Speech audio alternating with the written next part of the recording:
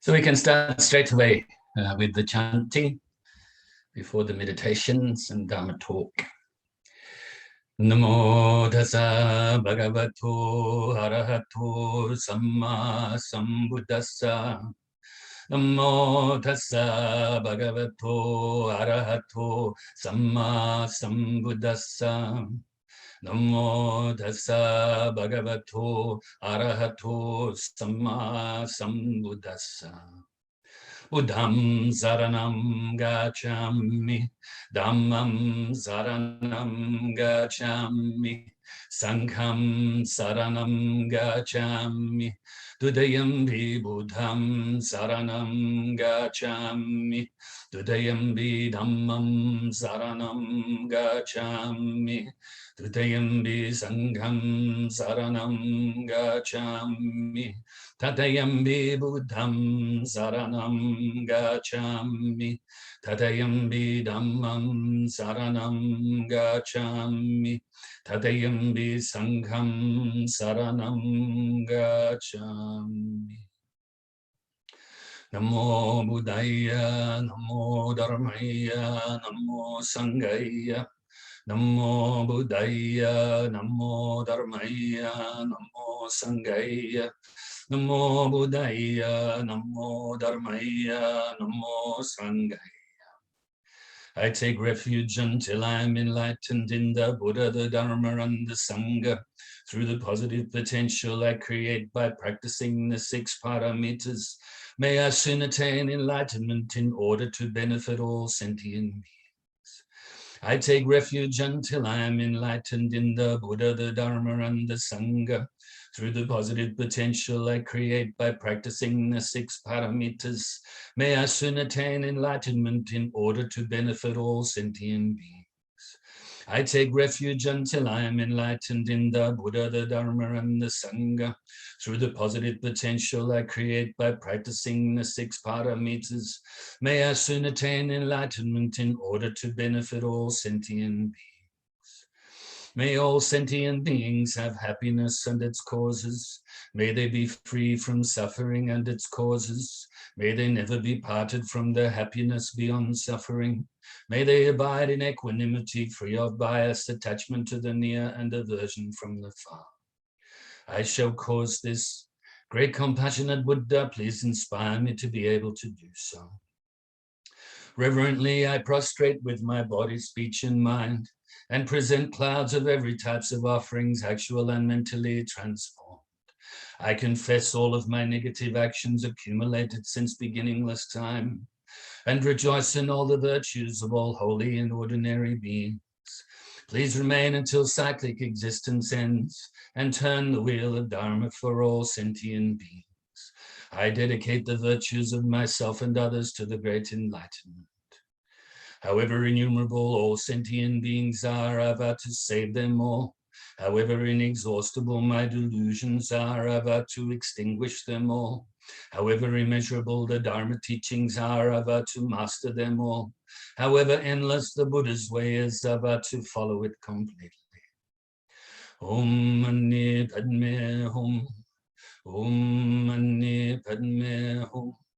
Om Mani Padme Hum. Tayatam gate gate paragate parasamgate bodhi soha. Tayatam gate gate paragate parasamgate bodhi soha. Tayatam gate gate paragate parasamgate bodhi soha. So just before we do the meditation, I'll just share a couple of things with you. First of all, Leisha apologizes. She won't join us today. And it's her birthday. So happy birthday, Leisha, when you see this video.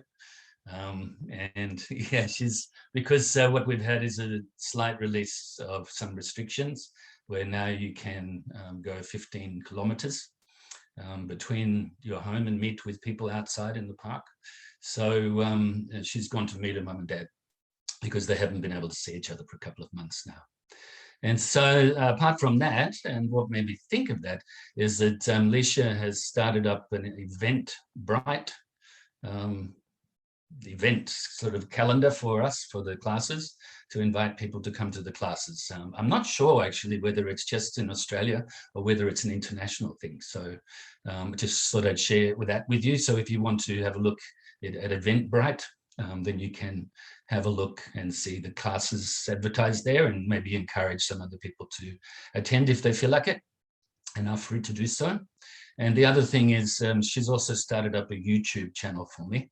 The YouTube channel is called Dharmacharya Andrew Williams, and go figure. And then I just started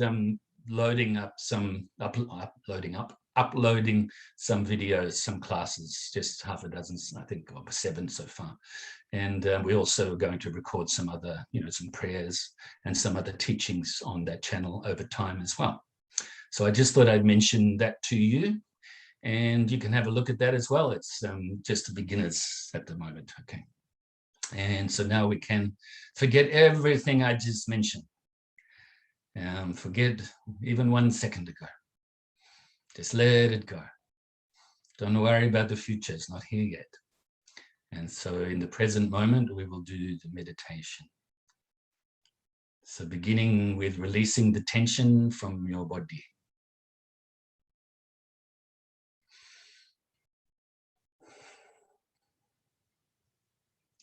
From the tips of your toes, all the way up to your shoulders, down to the ends of your fingers, and back up to the top of your head.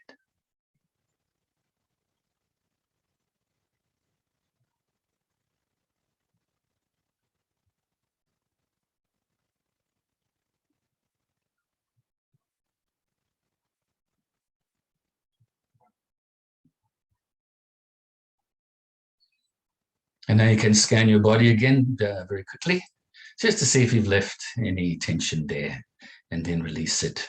Maybe a deep breath in, long breath out, release it on the out breath. And when you've done this, bring your attention initially to the tip of your nose, and bring your focus to your breathing, the feeling of your breath as you breathe into the lungs and then back out your nose again.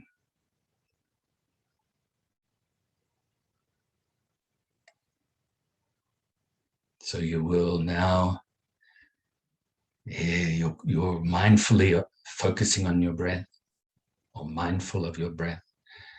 And you'll also practice awareness. Whenever your mind wanders away from the breath, you become aware of that and replace it back onto the breath. So if thoughts arise or any sort of mental feelings arise, mental agitation, don't cling to it, don't grasp at it. Also, don't try to forcefully push it away or deny it.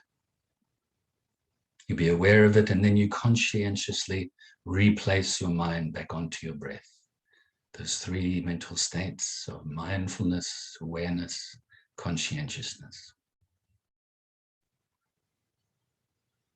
When we're having some distraction or some distracted meditations that we occasionally may have, really distracted, then you will have to apply this process over and over and over. And guaranteed, the more you do this, especially during difficult meditations, the more it will become natural to do so, and the better we get at it.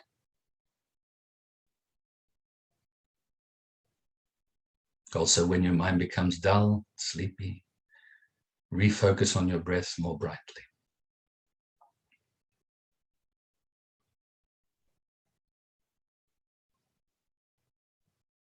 So now we will practice like this for a few minutes in silence.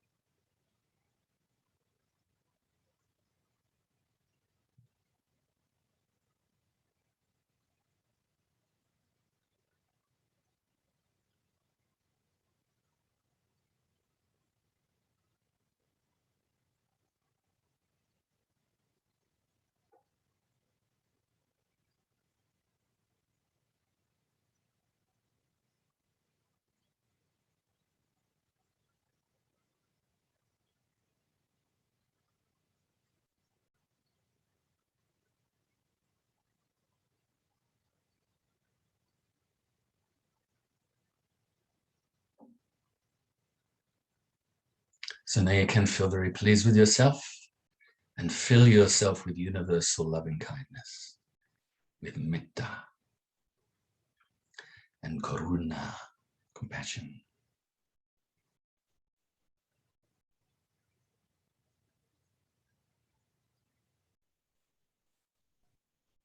Fill yourself with so much loving kindness now that it overflows initially to your loved ones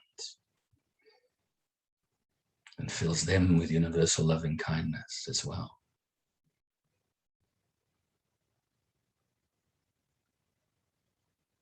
And also to strangers, those you may know a little or not at all.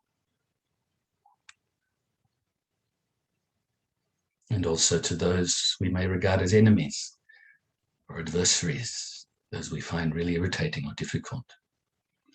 So let's fill, extend, radiate our loving kindness out and fill these people with this universal loving kindness. May they be happy, free from suffering, and be peaceful. And now also to all of the living beings that live around your house, your immediate area. All of the varying different types of living beings. Those you have an affinity towards, those that you don't think about at all, and those you may even fear or dislike. May all of these beings also be happy, free from suffering, and be peaceful. Extend out further and further now to include your whole state or county and other states and counties throughout your whole country and other countries throughout the whole world. Those that you know about and have an affinity towards, those you don't know about, and even those that maybe you have some sort of negative feeling about. Throughout the whole world, may all the living beings be happy, free from suffering, and be peaceful. And other worlds throughout the whole solar system, and other solar systems throughout the whole galaxy, and all of the galaxies throughout the whole universe, and throughout infinite space. As well be present here and now to recite the dedication prayer. Due to this merit, may I soon attain the enlightened state of the Buddha, so that I may be able to liberate all sentient beings from their suffering. May the precious Bodhicitta not yet born arise and grow. May that born have no decline but increase forevermore. And may the precious view of Shunyata not yet born arise and grow. May that born have no decline but increase forevermore. And so we will continue our discussion on the 6 paramitas, or 6 transcendental perfections. We've already gone through the first one and the 3 aspects within the first one, which is generosity. The generosity of giving material aid, the generosity of giving protection from fear, and the generosity of giving the Dharma. And we've already gone through the first 2 of the 3 aspects of morality or discipline. And that is the discipline to avoid non-virtuous actions of body, speech, and mind, the discipline to generate and practice the virtuous actions of body, speech, and mind. And today we will talk about the discipline of benefiting others. Now, of course, I mentioned before, we've already spoken about this, but on a level that didn't or doesn't include the bodhicitta, the great altruistic intention to attain enlightenment for the benefit of all living beings and to guide them to do likewise. And even they attain enlightenment before us. Remember the different examples of the bodhicitta intention or the bodhisattva intention. And that is like a captain, where the captain arrives at the same time as the passengers on the boat. This is like the bodhisattva that attains enlightenment at the same time as those living beings that they've guided to enlightenment. Then, of course, there is the intention of a king. And the king must become a king before he can benefit the subjects of the kingdom, the people and the living beings of the kingdom. And so this is like a bodhisattva that attains enlightenment before, and then from enlightenment guides the living beings to enlightenment themselves. And so then, of course, we had the example of a shepherd. The shepherd, as you know, guides the sheep, to use that animal as an example, through the gate or ahead of themselves. So the shepherd guides the living beings. They attain enlightenment before the bodhisattva. Okay, but this is intention, okay? This is whichever one you are attracted to, then you can do this one, or you can do them all at the same time. Not think about before, same time, or after, because that doesn't exist anyway, does it? It's all empty. Okay, so remember, the bodhisattva does not distinguish between living beings. That doesn't mean it doesn't have distinguishing wisdom, of course, but it sees all living beings as equal. Doesn't matter what realm they live in, and what body they have right now, even their behavior right now, but sees all living beings as equal. And there's no bias whatsoever. There's no attachment to this leading towards enlightenment. There's no attachment to this generosity. And this is what we are trying to accomplish here. This is what we are working towards, okay? Maybe you have it already. If you do, I rejoice. If you don't, I still rejoice. Okay, we practice the Dharma. We practice from where we're at right now, okay? And so the discipline of benefiting others. First of all, I think just to reiterate, not reiterate, but just expand a little bit on what I just said about seeing all beings as equal. I think that's really important for us to do. Even though, of course, in certain worldly circumstances, certain beings are more advanced or less advanced, higher up, lower down, whatever, you know. But actually, this is, once again, I said, it's really empty of reality, this. And so all the living beings are being reborn continuously in samsara, or cyclic existence right now. From moment to moment, we are experiencing impermanent existence, unsatisfactory, with no self anywhere. Okay, and from when the lifetime comes to an end and reborn again, unless, of course, reborn may be in Pure Land, yes, reborn may be in heavens if you've been virtuous, reborn as a human being, good conditions or bad conditions, you know, depending on our karma, depending on our previous actions. Could be reborn in the animal realm, different types of animals, or the hungry ghost realm, or the hellish realms, depending, of course, if you are continuously destroying life, this could happen. So we should avoid these negatives. You know, the different realms of existence and the realms within these realms, we should contemplate them sometimes.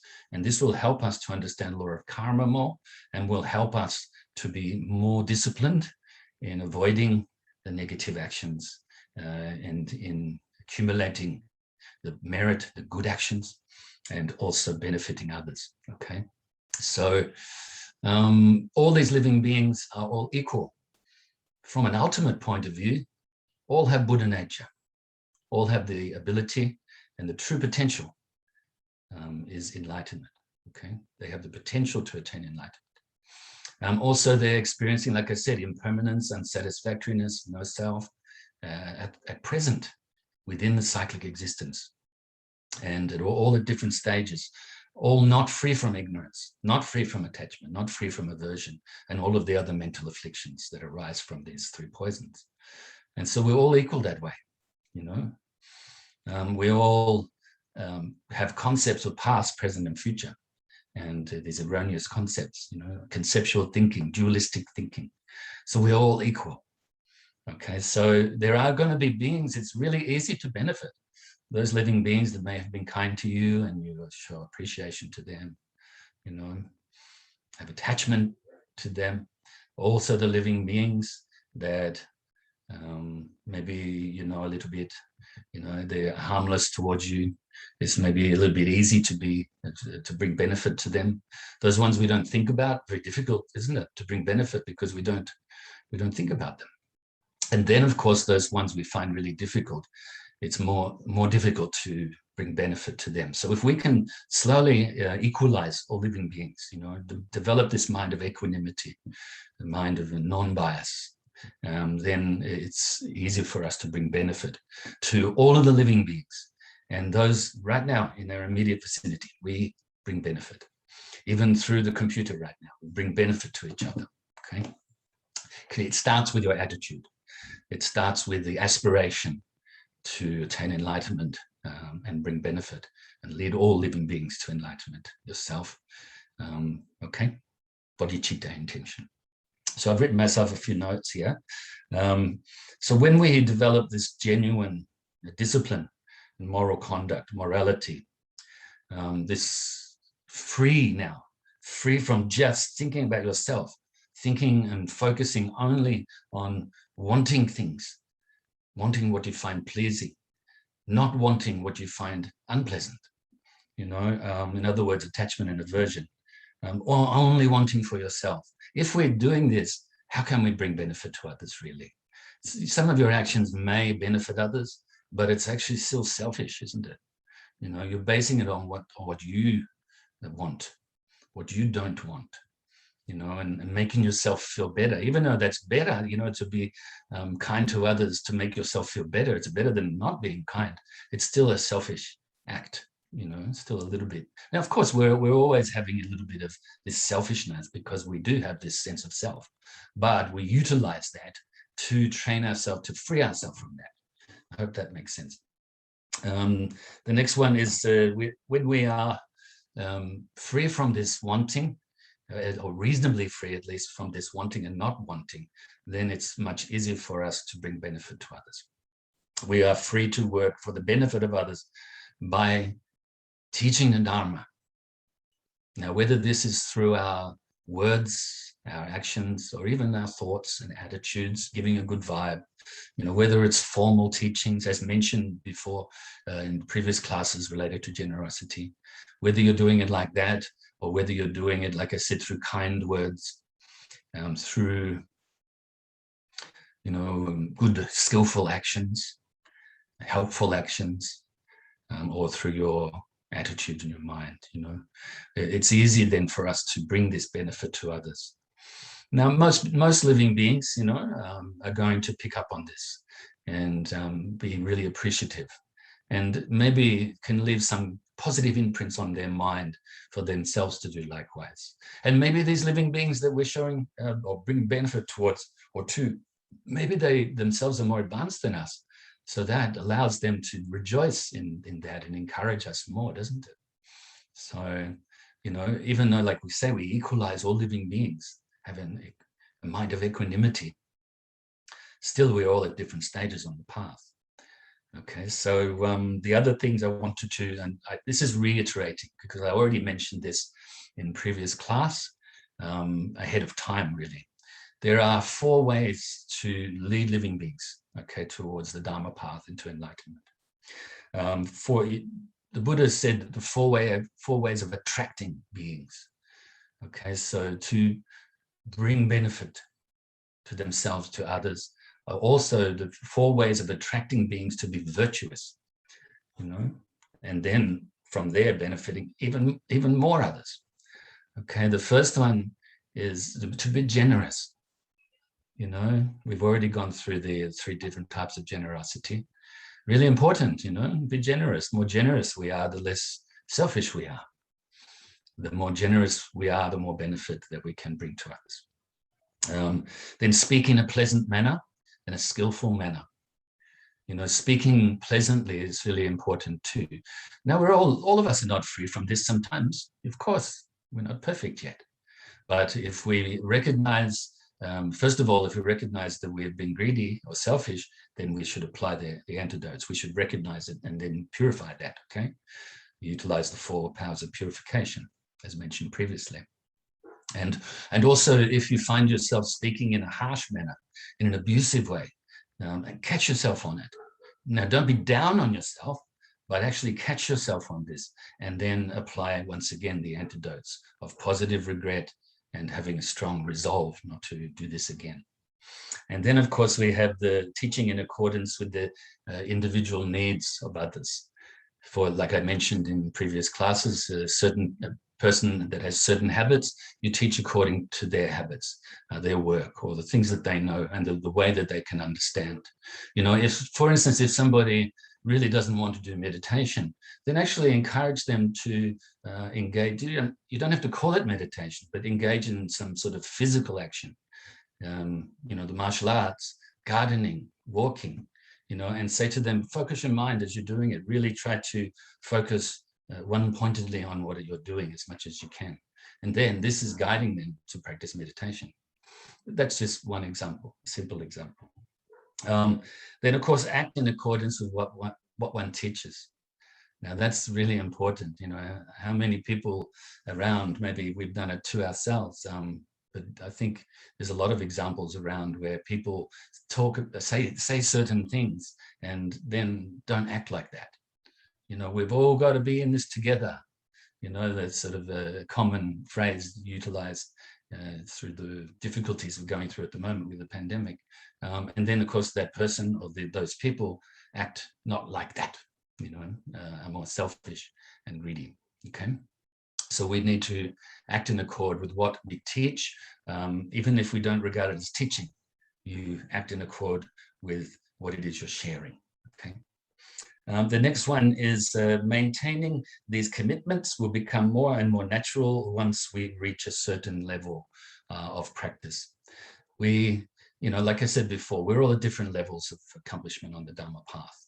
And so when you get to a certain stage where you've decreased your attachment to those things we find pleasant and think we want, and you've decreased your aversion to those things that you find unpleasant and think you don't want, and you know, that our mind becomes much more clear. And so this maintaining, you know, this commitment to benefit others and then following through our actions of body, speech, and mind becomes more natural, becomes much easier over time, okay? The more that we decrease attachment, the more we can benefit others. The more we decrease aversion, the more we can benefit others. And of course, the root is the ignorance. The less ignorant we are, the more we can benefit others. The more we benefit others, the more we are benefiting ourselves. Like I said, if you have $20 or 20 pounds, then you can, or you know, 500 rupee or wherever you're living, then actually you give all of that away. You think you're giving it away, but actually what you're doing, as long as it's done, you know, with sincere intentions, then you're increasing your 500 rupee or 20 pounds or $20. You're not in a material sense. I'm using this as a metaphor, but you are increasing your merit. The more you give your merit away, the more you give your goodness away, the more it multiplies. And the more you do this with non-attachment, non-ignorance and so forth, then the more it becomes immeasurable, you could say. Okay, so because what we want to do right now is develop this vast amount of merit. You could call that also, as we do in the prayer, the Bodhicitta prayer, positive potential. We can also call it that. We can call it good karma or good conditions, if you like. You know, good cause and effect, if you like. So we are wanting to do this because what will happen is our mind will become more ripe to realizing the nature of reality and developing this immense and immeasurable compassion and love that we need, this great bodhicitta, okay? So I think my next little point here, I think I just mentioned that. So, you know, from a beginner's level and even into intermediate level, we need to cultivate vast amounts of merit with practice, with Dharma practice, constantly reminding ourselves of our practice, of our intentions, constantly checking our mind, make sure that our intentions are good. If they're not, change it. We can, even if it's difficult, even if our certain habits that we have are really thick, you know, that we actually can change that. You know, like for instance, if you have a big boulder and you roll it down a hill, and it's a muddy hill, it picks up more and more and more mud, right? When it gets to the bottom, you can go down there and you can start to clean that mud off the boulder. It may take a long time. It may take a lot of effort, but eventually you can, have a clean boulder. I don't know if that makes sense to you. That's what our mind is like that. Even if we have these thick, specifically here, our certain thick habits, we can overcome them. Okay, keep applying the antidote of the opposite, but also this non-clinging, this non-attached awareness. Be aware of it. As I've mentioned many times before, that our mental afflictions, our mental habits, once we apply this non-attached awareness to them, they are very shy. They melt away. Think about that. If you're angry and you apply antidotes of showing yourself friendship, of being more patient, and so forth, the anger goes away as soon as you focus on, even focusing on something else. It's like the old technique that people used to have many years ago. Count to 10. I think I recall, was it my grandma, or could have been my parents, or elders doing that. They get angry and then they 1, 2, count to 10. And as soon as you take that focus away from the anger and the object of your anger, then the anger decreases, doesn't it? So you can see how this is possible. But sometimes we have to work harder at it. We have to be more disciplined, okay, to develop this type of morality, to develop this type of patience, enthusiasm, to be able to develop the one-pointed concentration and the wisdom and the immeasurable compassion. So the 6 parameters again, okay? And then also with we should dedicate always this merit, as I mentioned, to others. The Bodhicitta aspiration, the more we practice, the better we get at it, the deeper our understanding, and then the more we practice, the more joyful we will be, the more natural it becomes. Remember the 4 immeasurables of universal love, loving kindness, universal compassion, universal empathetic joy, taking joy in the success of others, and basing all of these on a mind of equanimity. So the 4th of the 4 immeasurables, or Brahma Vihara in Pali, which is you can translate that as sublime mental states. Okay, so they should be based on the mind of equanimity. The more we have this equanimous mind, this non-biased mind, the more we will radiate this loving kindness to all beings, without discrimination. Also wish that all living beings be free from suffering and the causes of suffering. The great compassion will do this equally. And the empathetic joy will be expressed to all living beings as well. Think about the joy that we have sometimes. Sometimes we have a joy, those beings that we're friendly with, our family or whatever. It's easy to be joyful when they're successful at something, even if it's worldly success. But those ones, the strangers, we don't really express this joy towards them because we don't know them or think about them. And then, of course, the ones we regard as enemies, maybe we get angry when they have some success. Maybe we have some unhealthy competitiveness with them, or even think we're better than them, or the opposite of that, and have jealousies or envy. So there's the 4 immeasurables are very important to practice too, and be disciplined in this practice. Okay, it's one of the great ways to develop more and more bodhicitta. So we have about little less than 3 minutes left. We'll leave that there. So that we've covered the 3 aspects of morality or discipline. Next week we will start the patience part, the patience paramita, chanti paramita, and we will talk about those 3 aspects: the patience when being harmed, the patience when we're experiencing obstacles, especially on the Dharma path, and the patience with the nature of reality. And I thought maybe the last 2 minutes I will just, I started to answer a question about Mara, probably like a month or 2 ago now, and I've forgotten to cover it. I just found my little little note in my files. It's on the back of a Dalai Lama calendar quote, actually. What's the Dalai Lama quote here? To counter anger, you should cultivate love and compassion. See, interesting, isn't it? I didn't mean to read that. That was from June 12th, I think last year sometime. Anyway, of course we use them. We don't want to waste paper, so we use them to take notes. So the Mara, remember there's 4 Maras, okay? Not much time to cover them all right now, okay? There is the Mara, the negative being, but like I mentioned previously, the Mara is also a sentient being, so can attain enlightenment, of course. Even the evilest of beings, if that's a word, can attain enlightenment eventually. Then, of course, there's the Maras, the living beings, negative living beings like this. But more importantly for us as we practice, there is the Maras of the mental afflictions of ignorance, attachment, aversion, and all of the other mental afflictions. We need to purify these Maras. And also there is the Mara, the 5 skandhas, the 5 aggregates.